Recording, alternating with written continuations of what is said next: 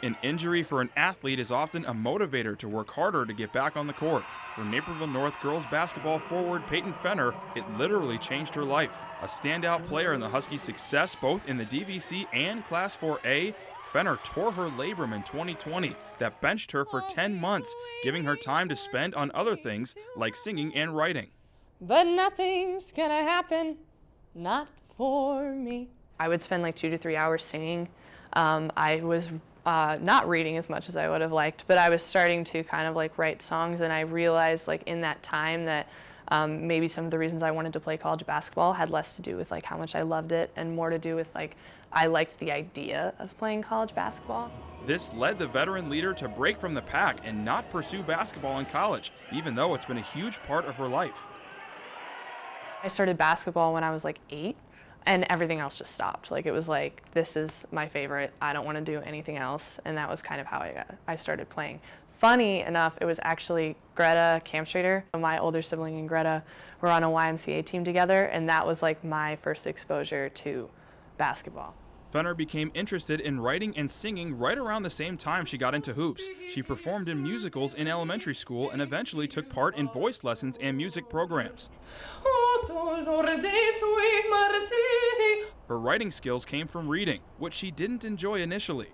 I actually hated reading until I was in like 4th grade and would like pretend to read and like lie about the number of pages that I read for like the logs they made us do.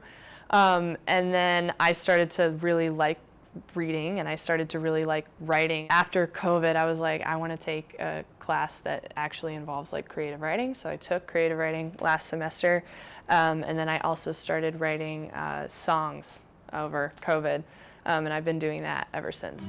Fenner practices her singing almost every day, and she usually works on Broadway and opera music. Believe it or not, she's not in the school choir. Basketball and academics take up her schedule, therefore she doesn't have time for any other extracurricular activities. So trying to balance sports, schoolwork, and singing has its challenges. It can be difficult. I would say that it's more like finding the energy, because I feel like the time is always there. Like it's like there's always like an odd hour like here or there, but it's like whether or not I can like get myself to do it. But a lot of times with singing in basketball, it's like I sing in the car, and like that's like, oh, everybody's singing, but I like actually like try to practice like while I'm driving. The work Peyton puts into her passions on the court and off leaves a strong impression on her teammates and coaches, like Husky assistant Molly Murray. She strives for perfection in everything that she does, so I'm not surprised at all with her success and her interests. As they're unique and they're varied. At times, much more mature than maybe some of her peers. She's independent, and I really like the way she thinks. The freedom of the decision to not play basketball in college gives Peyton a new look at the game.